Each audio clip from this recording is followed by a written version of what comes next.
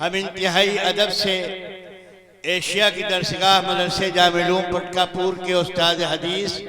و مفتی حضرت الحاج مولانا مفتی عبدالرشید صاحب قاسمی دامن برکاتہم جو استاد حدیث ہے مدرسہ جامع علوم پٹکا پور، حضرت والا سے گزارش کرتے تشریف لائیں اور اپنے قیمتی بیان سے ہم سامعین کو مستفید کریں۔ الحمد لله وكفى وسلام على عباده الذين اصطفى أما بعد فأعوذ بالله من الشيطان الرجيم بسم الله الرحمن الرحيم يا أيها الذين آمنوا إنما الخمر والميسر والأنصاب والأزلام رجس من عمل الشيطان فاجتنبوه لعلكم تفلحون۔ آپ حضرات ابھی ہم سب کے مخدوم گرامی حضرت مولانا شیخ افضال الرحمن صاحب سے بہت قیمتی باتیں سماعت کر رہے تھے۔ حضرت نے ولایت کے تعلق سے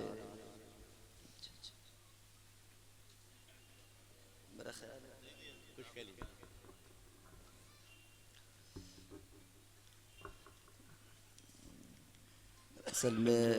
ہمیں تو تھوڑی دیر کے لیے بیٹھالا گیا تھا کہ جب تک ہمارے محترم حضرت مفتی عفان صاحب دامت برکاتہم تشریف لے آتے اس وقت تک ہم آپ کے سامنے کچھ سما خراشی کرتے،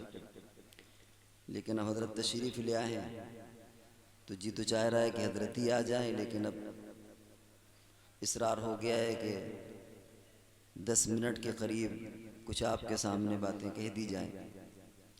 بہرحال ہم آپ کے اپنے ہیں اور اس وقت بغیر کسی تمہید کے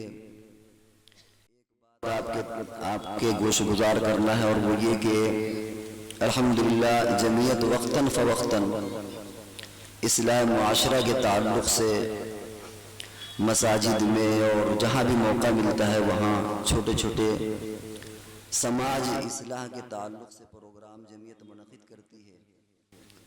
جس میں فی الحال جو چل رہا ہے وہ نشہ مخالف مہم کہ کس طریقے سے ہمارے معاشرے کے اندر نشہ جو ایک پروان چڑھ رہا ہے، ہمارے بچے نشے کے عادی ہو رہے ہیں، اس سے چھٹکارا حاصل کرنے والے بنے، اس کی سنگینی کو سمجھیں۔ چنانچہ جو پیچھے بینر لگا ہے اس میں بھی آپ دیکھ رہے ہوں گے کہ اصلاح معاشرہ، اسی طرح کبھی جہیز کی مخالفت میں کبھی اور بھی عنوانات ہیں، تو اس وقت ہم نے جو انتخاب کیا ہے وہ نشہ مخالف مہم کے تعلق سے ہمیں چند باتیں گوش گزار کرنی ہیں۔ اللہ تبارک و تعالی نے قرآن پاک میں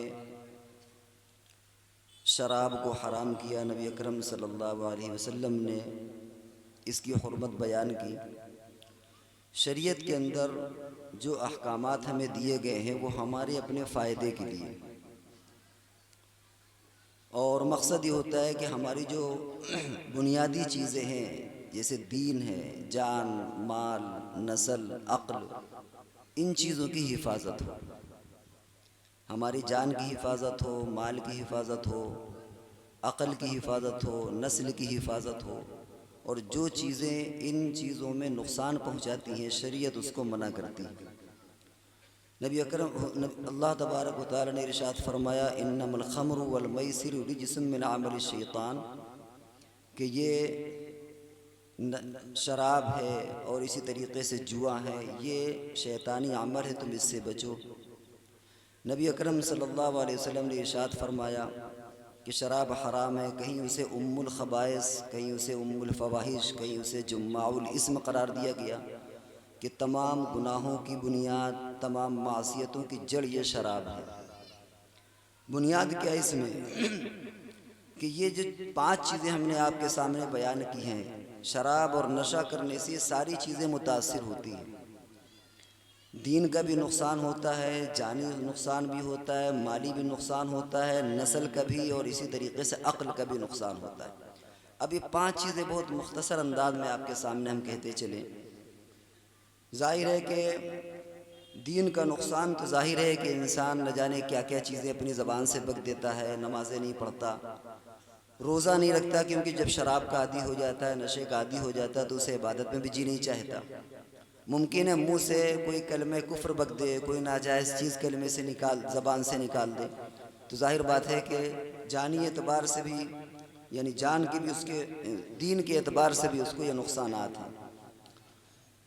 جان کے اعتبار سے نقصان ہے کہ آپ جا کر کے سرچ کر لیں اگر گوگل میں جا کر کے کہ اس کے نقصانات کیا ہیں۔ لیور ڈیمیج ہو جاتا ہے، پیٹ خراب ہو جاتا ہے، انسان بوڑھا جلدی ہو جاتا ہے۔ اسی طریقے سے مالی نقصان، انسان، اچھا شراب، جب کبھی بات نشے کی آتی ہے تو خالی اس میں شراب نہیں ہوتا، اس میں ڈرگس بھی آ جائے گا، اس میں سگریٹ بھی آ جاتا ہے، اس میں گٹکا بھی آ جاتا ہے، یہ ساری چیزیں اس کے اندر آ جاتی ہیں۔ یہ چیزیں کبھی کبھی بچپنے میں شیخی کی بنیاد پر پیدا ہو جاتی ہیں۔ چھوٹے بچے ہیں، شیخی میں سگریٹ پی رہے، عادت پڑ گئی، گٹکا کھا رہے، عادت پڑ گئی، اور یہ سب چیزیں صحت کے اعتبار سے مضر ہیں۔ ایک لطیفہ سمجھ لیجئے کہ کسی ڈاکٹر کے پاس ایک ایسا شخص گیا جو پان بہت کھاتا تھا، اس نے کہا دانت میں درد ہو رہا ہے۔ ڈاکٹر نے اسے دیکھ کر کے کہا کہ بھائی تم میرے پاس کہا کہ تمہارے تو چہرے پر دانت ہی نظر نہیں آ رہے، کیونکہ دانت تو سفید ہوتے ہیں، تمہارا تو پورا منہ لال پڑا ہوا ہے، سارے دانت تمہارے لال پڑے ہوئے۔ تو یہ جو ہمارے بچے پان کے، گٹکا کے، مسالے کے سب عادت پڑ جاتی ہے، اس میں مال کا بھی نقصان ہوتا ہے۔ تو جان کا یعنی صحت کے اعتبار سے بھی نقصان ہوا، مالی اعتبار سے پھر بچے مہنگی سگریٹیں پیتے ہیں، پھر مقابلہ بھی ہوتا ہے، دن میں کتنی پڑیا پان کھا لیتے ہیں، کتنی سگریٹیں پی لیتے ہیں، اور آگے جا کر کے پھر اور زیادہ نشے کی عادت پڑ جاتی ہے۔ یہ ڈرگس کا جو کاروبار ہے ہمارے معاشرے، یعنی لوگ خریدنا اور بیچنا، اور کتنا مہنگا ڈرگس، یعنی آپ یوں سمجھ لیجئے کہ جو ہیروئن اور بہت سی ایسی مہنگی اشیاء ہوتی ہیں وہ 1 کروڑ روپے کلو کی، یعنی انسان کی قیمت سے بھی کہیں زیادہ۔ سرکار اگر کسی کا ایکسیڈنٹ ہو جائے تو ممکن ہے کہ کچھ لاکھ روپے اس کا کمپنسیشن دے دے کہ بھائی ٹھیک ہے جان گئی، اس کو دے دیا جائے تعاون کے طور پر، لیکن ایک ڈرگس کی قیمت کیا ہے؟ 1 کروڑ روپے کلو، یعنی اگر 100-150 آدمیوں کی جان ایک طرف رکھ دیں آپ تو اتنا مہنگا وہ ہوتا ہے، اور اس کے کھانے کے بعد انسان ظاہر ہے کہ اپنی تمام صلاحیتوں کو انسان کھو دیتا ہے۔ اسی طریقے سے اس کا ایک سماجی نقصان بھی ہے۔ سماجی نقصان یہ ہے کہ جب انسان نشہ کرتا ہے تو پھر جو اس کے بیوی بچوں کے حقوق ہوتے ہیں وہ انسان اس کو ادا نہیں کر پاتا۔ پہلے وہ اپنے نشے کے لیے خرچ پورا کرے یا بیوی بچوں کا خرچ۔ اب ایک بندہ ہے، اس کے ماں باپ بھی ہوتے ہیں، بچے بھی ہوتے ہیں، بھائی بھی ہیں، پورا سماج ہے، معاشرہ ہے، پڑوس ہیں، اس کے حقوق ہیں، لیکن اس کے پیسے ہی نہیں بچتے کہ وہ پیسہ بچا کر کے ان حقوق کو ادا کرے۔ تو سماجی اعتبار سے بھی اس کا نقصان ہوتا ہے۔ اخلاقی پہلو سے بھی نقصان یہ ہے کہ کبھی انسان شراب پی کر کے ان رازوں کو اگل دیتا ہے جو شاید راز ہوں، اپنے عیوب کو خود بیان کر دیتا ہے، اپنے گھر کے عیوب کو بیان کر دیتا ہے، اپنے راز کی باتوں کو بیان کر دیتا ہے دوسروں سے، کیونکہ اسے ہوش ہی نہیں ہوتا کہ وہ کیا کہہ رہا ہے۔ ممکن ہے کہ وہ چیزیں جو نہ کہنے کی ان چیزوں کو کہہ دے۔ تو یہ اس کا ایک اخلاقی پہلو ہے۔ وہ مائیں اور بہنیں جن کے اوپر اگر کوئی انسان ہاتھ ڈالے تو شاید کوئی بھائی اور کوئی باپ جان دے دے اس لیے کہ ہماری بیٹی کی عزت رہ جائے، ہماری بہن کی عزت رہ جائے۔ عزت بچانے کے لیے کبھی یہ بھائی اور کبھی باپ اور کبھی بیٹے یہ جان دے دیتے ہیں، لیکن جب نشے کا عادی ہو جاتا ہے تو الامان الحفیظ، کبھی باپ کی نگاہ اپنی بیٹی پر ہو سکتا ہے خراب اٹھ جائے، بھائی کی نگاہ بہن پر، کیونکہ اس ہوش ہی نہیں ہے، بہن کی نگاہ بھائی کی نگاہ بہن پر، باپ کی نگاہ، یعنی انسان اس پوزیشن پر نہیں رہتا کہ کم سے کم وہ اپنوں اور پرایوں کا کچھ لحاظ کر سکے۔ آج دارالافتاء میں جتنے کیسز طلاق کے آتے ہیں، اور وہ بھی طلاق میں نشے کی حالت میں طلاق دے دیا، اتنے کیس کسی اور چیز کے نہیں آتے۔ تو بیٹھے بٹھائے ہم اپنے گھر کو تباہ اور برباد کر لیتے ہیں۔ اس لیے ہمیں اپنے معاشرے میں، اپنے سماج میں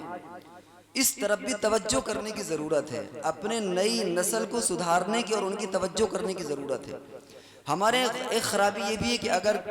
کسی نے ہمارے بچوں کی شکایت کر دی ہم کو برا لگ جاتا ہے، حالانکہ اس کا شکر گزار ہونا چاہیے، اور اسی لیے ہماری نسلیں برباد ہو رہی ہیں۔ اگر ہم سے ہمارے بیٹے کے بارے میں کوئی کہے کہ بھائی آپ برا نہ مانیے گا، آپ کے بیٹے کو ہم نے سگریٹ پیتے ہوئے دیکھا ہے یا یہ کرتے ہوئے دیکھا ہے، تو ہم ہو سکتا ہے اس سے کہیں کہ بھیا تمہارے گھر کا کھاتا ہے، آپ کو کیا لینا دینا، کسی کے گھر میں آپ تاک جھانک کرتے ہیں، آپ کو بڑی فکر ہوئی ہے، جائیے اپنا گھر سنبھالیے جا کے۔ حالانکہ ہونا ہی چاہیے کہ اس کا شکر گزار ہونا چاہیے کہ بھئی اللہ جزاک اللہ تمہیں جزائے خیر دے، کم سے کم میرے بیٹے کے بارے میں تم نے یہ چیز بتائی، مجھے نہیں معلوم تھی، آپ کا شکریہ، آئندہ بھی کبھی اگر دیکھیے گا تو براہ کرم مجھے اطلاع کریے گا۔ لیکن یہ ہمارے اندر جذبہ کہ ہم اپنے بچوں کی ان کمیوں کو سننے کے لیے تیار نہیں ہوتے، اور پھر ہوتا ہے کہ شروعاتی دور میں یہ نشہ ایک ایسی چیز ہے کہ ابتداءً تو یہ قابو میں ہے، انسان اسے چھوڑ سکتا ہے، لیکن جب لت پڑ جاتی ہے تو اس کا چھوڑنا مشکل ہوتا ہے۔ بہت سی چیزیں ایسی ہوتی ہیں کہ ابتداءً وہ اختیاری ہوتی ہیں اور بعد میں پھر ان کے اندر اختیارات نہیں رہ جاتا، حالانکہ بعد میں بھی اختیار رہتا ہے۔ کوئی ایسا نشہ نہیں جو انسان نہ چھوڑ سکتا ہو، لا یکلف اللہ نفسا الا وسعها، اللہ تبارک و تعالیٰ نے جو بھی احکام دیے ہیں وہ انسان کے بس میں ایسا نہیں ہو سکتا کہ کوئی ایسا حکم ہو وہ اسے نہ چھوڑ سکے۔ چنانچہ دیکھیں کہ رمضان میں بہت سے ایسے ہوتے ہیں جو سگریٹ پیتے ہیں، لیکن روزے میں وہ پورا صبح سے لے کر کے شام تک سگریٹ نہیں پیتے۔ بہت سے لوگ ایسے ہیں جو گٹکا کھاتے ہیں، لیکن رمضان میں وہ گٹکا نہیں کھاتے، زردہ نہیں کھاتے، تمباکو نہیں کھاتے۔ معلوم یہ ہوا کہ انسان کے بس میں ہے وہ چھوڑنا، لیکن وہ چھوڑنا نہیں چاہتا، تو ہمیں خود بھی وہ چھوڑنا ہے۔ اور ظاہر بات ہے کہ اگر باپ گٹکا کھا رہا ہے تو بیٹے کو کس منہ سے منع کرے گا، باپ اگر سگریٹ پی رہا ہے تو بیٹے کو کیوں منع کرے گا، اللہ نہ کرے اگر باپ کی خرافاتی عادت ہے شراب پی رہا ہے تو بیٹے کو کیسے منع کرے گا۔ تو اس لیے ہمیں اپنے معاشرے کو بدلنے کی ضرورت ہے، اویئرنیس پیدا کرنے کی ضرورت ہے۔ ایک تیزی سے اس وقت معاشرے کے اندر یہ چیزیں بڑھ رہی ہیں، تو شروع میں تو یہ چیزیں کھلواڑ سی ہوتی ہیں، سگریٹ ہے، بیڑی ہے، گٹکا ہے، لیکن بعد میں جا کر کے پھر یہ جب ڈرگس کی شکل پیدا ہو جاتی ہے تو پھر آپ تصور نہیں کر سکتے کہ اس کی سنگینی کتنی زیادہ بڑھ جاتی ہے۔ اسی لیے نبی اکرم صلی اللہ علیہ وسلم نے فرمایا کہ نشہ یعنی شراب کا بیچنا بھی حرام، خریدنا بھی حرام، بنانا بھی، یعنی ہر طریقے کا اس میں تعاون، کسی بھی اعتبار سے آپ اس کا تعاون کریں جائز نہیں، بیچنا بھی، خریدنا بھی، بنانا بھی، اس کے تعاون کرنا بھی۔ حتیٰ کہ فقہا نے یہاں تک لکھا ہے کہ اگر انگور کوئی آدمی آپ سے خرید رہا اور آپ کو معلوم ہے کہ یہ شراب بنائے گا تو انگور بھی اس کے ہاتھ میں مت بیچے، کھجور بھی مت بیچے کہ جا کر کے یہ شراب بنا رہا ہے۔ یہاں تک نبی اکرم صلی اللہ علیہ وسلم نے فرمایا، اور ارشاد فرمایا کہ نہا عن کل مسکر و مفتر، حضور علیہ السلام نے فرمایا کہ نشہ کے علاوہ ہر وہ چیز تمہارے لیے حرام ہے جو تمہارے دل کے اندر فطور پیدا کر دے، سستی پیدا کر دے، تمہارے اندر تمہارے جسم کو توڑ دے، بدن کو سست کر دے، ان چیزوں کو نبی اکرم صلی اللہ علیہ وسلم نے منع فرمایا۔ یہ سب چیزیں اصل میں مغربی دین تھیں، مغربی تہذیب و تمدن، جہاں خاندانی نظام ٹوٹ چکا ہے، گھروں کا نظام بکھر چکا ہے، وہ اپنے تھوڑی دیر سکون کی تلاش کے لیے وہ یہ سب چیزیں کرتے ہیں، ڈرگس کا استعمال کرتے ہیں، نشے کا استعمال کرتے ہیں، لیکن ہم لوگوں نے ان کی نقالی میں ان چیزوں کو استعمال کرنا شروع کر دیا، اور آج ہمارے معاشرے میں معاف کیجیے کہ یہ چیزیں بڑھ رہی ہیں۔ لہذا اپنے بچوں کا جائزہ لیں، ان کے دوستوں کا جائزہ لیں کہ کیا وہ کر رہے ہیں اور کیا وہ نہیں کر رہے۔ بس اخیر میں ایک نبی اکرم صلی اللہ علیہ وسلم کے تعلق سے ایک حدیث نسائی شریف کے اندر ہے، وہ واقعہ بیان کر کے آپ سے رخصت ہوتا ہوں۔ وہ یہ حدیث میں آیا کہ ایک واقعہ نبی اکرم صلی اللہ علیہ وسلم نے ذکر کیا کہ کسی موقع پر ایک عورت نے کسی آدمی کو مجبور کیا، خوبصورت عورت تھی، کہ تجھے 3 کام کرنے ہیں، یا تو میرے ساتھ تو منہ کالا کر، یا یہ بچہ جو میری دشمن عورت کا ہے اس کو تو قتل کر دے، اور یا یہ کہ شراب رکھی ہوئی ہے تو اس کو پی لے۔ اب وہ تھوڑی دیر سوچتا رہا، اس نے سوچا کہ اگر بچہ ہم قتل کرتے ہیں، جان سے مارتے ہیں تو بہت بڑا گناہ ہے، اور اگر زنا کرتے ہیں تو ظاہر بات ہے زنا تو علمان الحفیظ بہت بڑا گناہ ہے، لہذا ایسا کرتے ہیں کہ سب سے ہلکی چیز چلو شراب ہے اسی کو پی لیں۔ تو اس روایت میں آتا ہے کہ اس نے پھر شراب پی، شراب پینے کے بعد وہ دونوں کام بھی کر ڈالے، یعنی بچوں کو بھی قتل کر دیا اور اس عورت سے اس نے منہ بھی کالا کیا۔ تو یہ حضور علیہ السلام نے سمجھانے کے لیے کہ نشہ اتنی بری چیز ہے کہ اس نشے کے بعد انسان یہ گویا جانوروں کے فہرست میں آ جاتا ہے۔ انسان کی سب سے بڑی بنیاد اس کی عقل ہے۔ اللہ تبارک و تعالی نے انسان کو جو امتیاز بخشا ہے وہ صرف عقل کی بنیاد پر، اور حدیث میں بھی یہی فرمایا، عقل کو اللہ نے پیدا کر کے فرمایا کہ عقل کی وجہ سے ہی ہم انسان کا حساب کتاب لیتے ہیں، اس کو اجر دیتے ہیں۔ عقل سب سے بڑی بنیاد ہے، اور نشہ کی وجہ سے انسان کی عقل زائل ہو جاتی ہے۔ تو سب سے بڑی نعمت انسان کی عقل کی نعمت ہے، اور اس نشہ کرنے کے بعد انسان کی عقل ضائع ہو جاتی ہے۔ تو بہرحال اس نشہ کے ذریعے سے، وہ نشہ کسی بھی کیٹیگری کا ہو، پیسہ بھی برباد ہوتا ہے اس میں دین کا بھی نقصان ہے، جان کا بھی نقصان ہے، مال کا بھی نقصان ہے، نسل کا بھی نقصان ہے، اور عقل کا بھی نقصان ہے۔ تو یہ 5 چیزیں جو بنیاد ہیں انسان کی، اور خاص طور سے شریعت کی، انہی 5 چیزوں کی بنیاد پر شریعت کے اندر کچھ چیزوں کو حلال قرار دیا گیا اور کچھ چیزوں کو حرام قرار دیا گیا۔ اگر ہمارے درمیان اس طرح کی کوئی نشہ والی چیزیں ہوتی ہیں تو اس میں یہ ساری چیزیں متاثر ہوتی ہیں۔ لہذا ہمیں چاہیے کہ ہم یہ جو جسمانی اعتبار سے، مالی اور سماجی اور اخلاقی اعتبار سے جو نقصانات کے ہم نے مختصر انداز میں آپ کے سامنے یہ بات بیان کی، ہمیں چاہیے کہ ہم اس نشے کی سنگینی کو لیں۔ اگر کہیں ہمیں اس بات کا علم ہے کہ فلانے آدمی اس کا کاروبار کرتا ہے یا فلانے چوری چھپ کے اس کو بیچتا ہے، تو ہم اسے سمجھانے کی بھی کوشش کریں، نہ مانے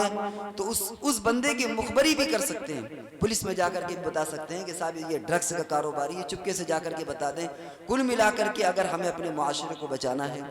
تو ہمیں ان چیزوں کی طرف توجہ دینے کی ضرورت ہے، اور خاص طور سے اپنی اس نئی نسل کو بچانے کی ضرورت ہے۔ ورنہ یاد رکھیے کہ اگر ایک بار اس کی عادت پڑ جائے گی تو وہ نہ دین کا رہے گا اور نہ دنیا کا رہے گا۔ اللہ تبارک و تعالی ہم سب کو عمل کی توفیق عطا فرمائے۔ وآخر دعوانا ان الحمدللہ رب العالمین۔